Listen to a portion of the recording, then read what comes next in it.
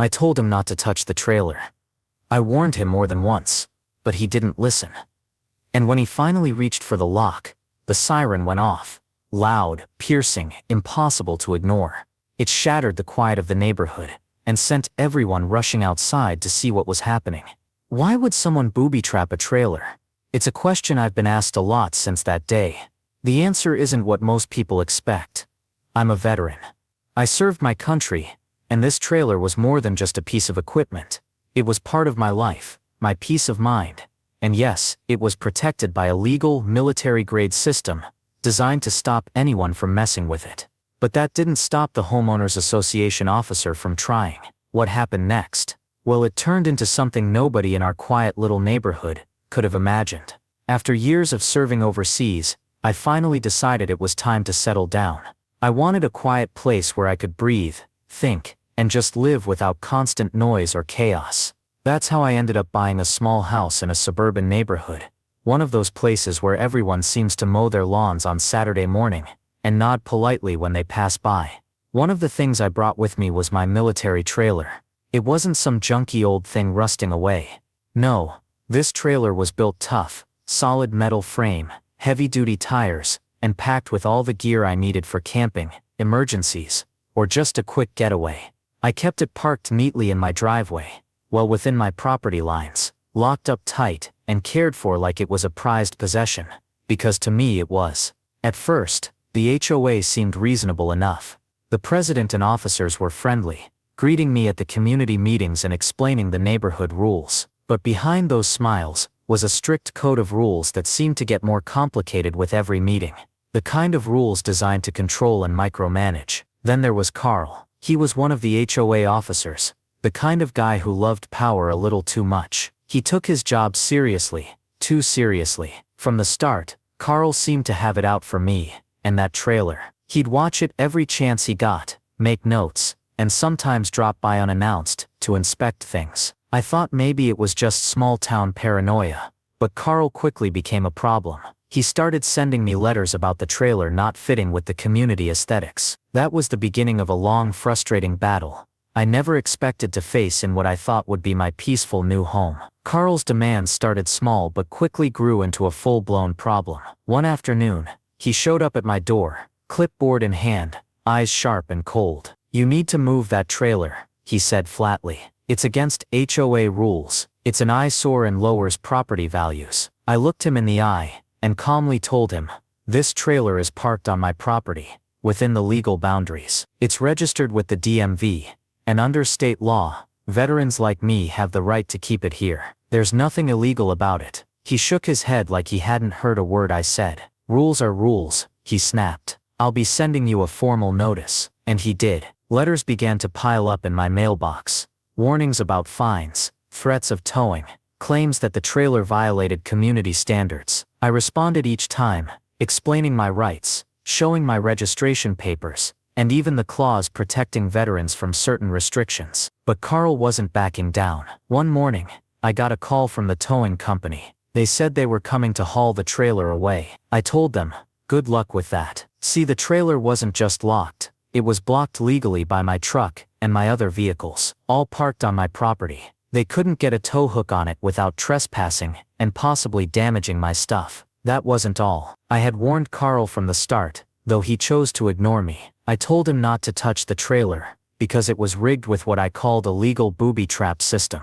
He laughed when I mentioned it, said I was just trying to scare him off, but it wasn't a joke. The system wasn't dangerous. No explosives or traps like you see in movies. Instead, it was a military-grade alarm setup. If anyone tried to move or tamper with the trailer without authorization, a high-decibel siren would blast, flashing lights would go off, and a GPS tracker would send an alert straight to my phone. All legal, all documented. This kind of protection is common in military equipment to prevent theft or unauthorized access. And as a veteran, I had every right to use it. I warned Carl one last time.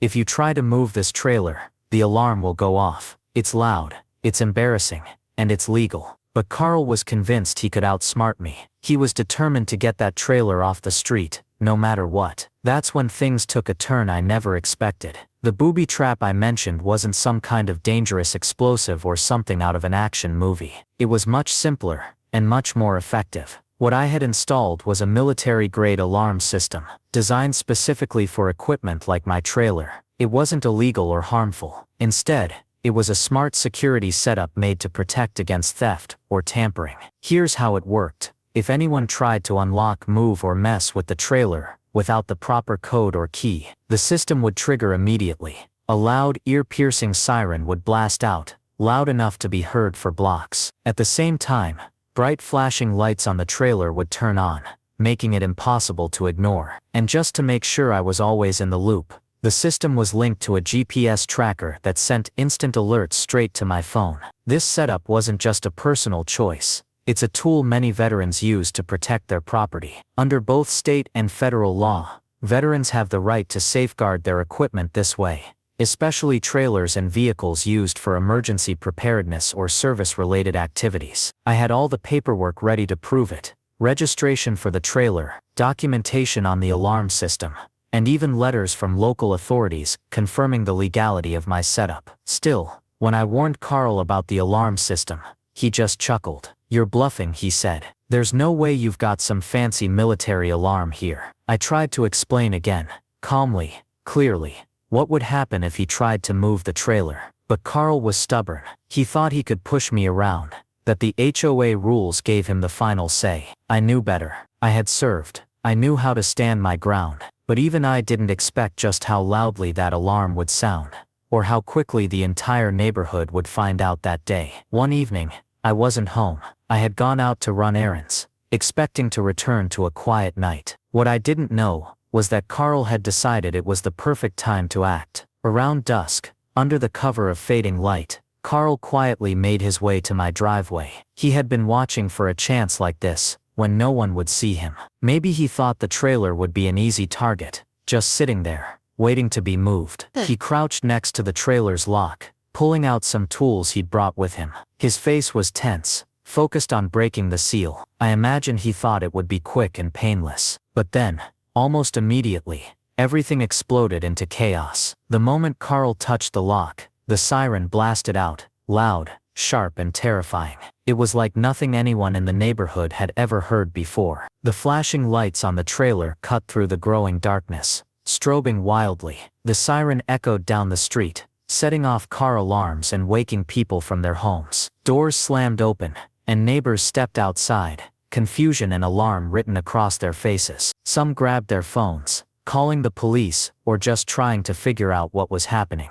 Carl stumbled back, clearly caught off guard. His face went pale, and for a moment, he looked completely lost, as if he hadn't expected the trailer to fight back. He tried to silence the alarm, but there was no turning it off from the outside. It was designed that way, to stop anyone unauthorized from tampering. Within minutes, police cruisers arrived, lights flashing. Officers rushed to the scene, trying to calm the growing crowd and assess the situation. The siren continued to wail as flashing lights pulsed against the walls of the houses nearby. Carl, still shaking, tried to explain. "It's a bomb threat," he blurted out, trying to make the situation sound worse than it was. "We need to evacuate the street." The officers looked at him, confused. The tension in the air was thick. They weren't sure what to believe. I arrived shortly after, drawn by the noise and the flashing lights. Calmly, I approached the officers and introduced myself as the trailer's owner. I showed them my ID,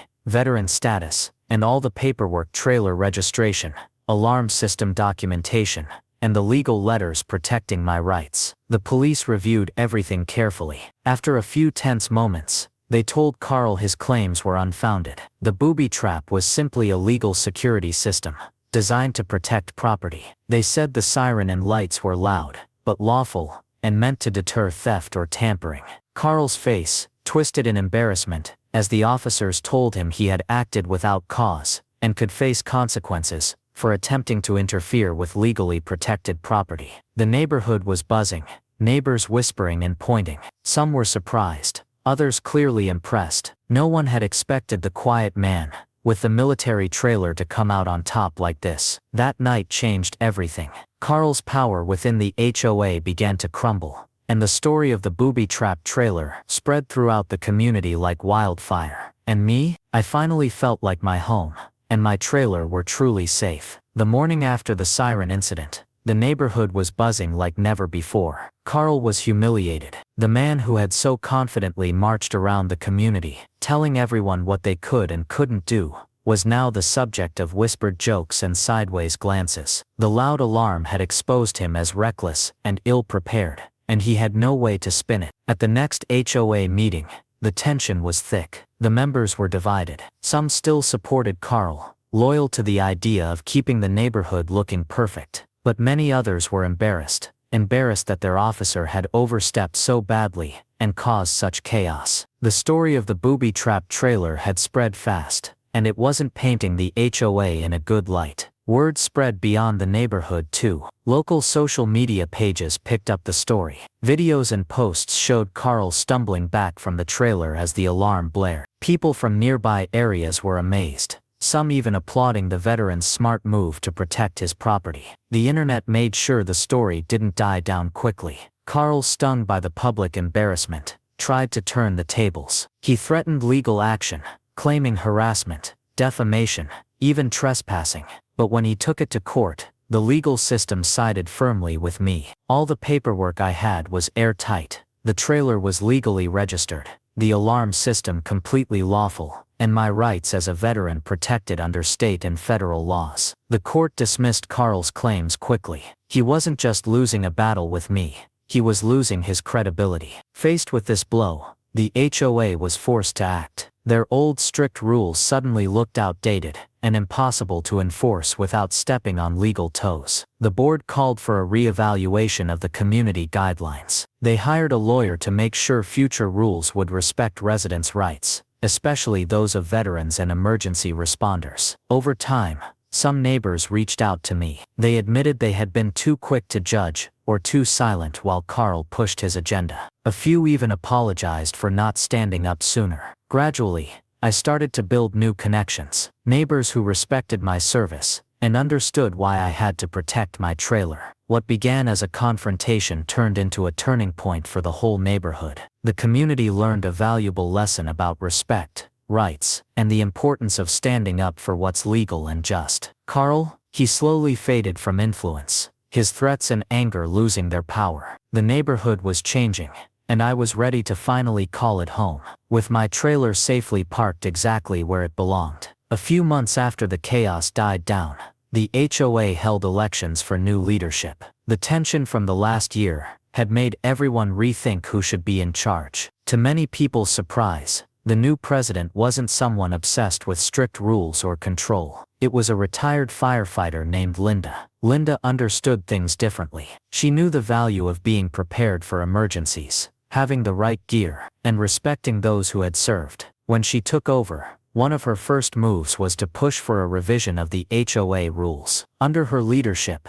the community started to officially recognize and support trailers used for disaster preparedness, and by veterans like me. The new rules made it clear that anyone who owned a trailer for emergency use could keep it, as long as it was registered and maintained properly. Linda's approach brought calm to the neighborhood. People stopped seeing trailers as ugly eyesores and started seeing them as tools for safety and resilience. The change wasn't just about rules, it was about respect and understanding.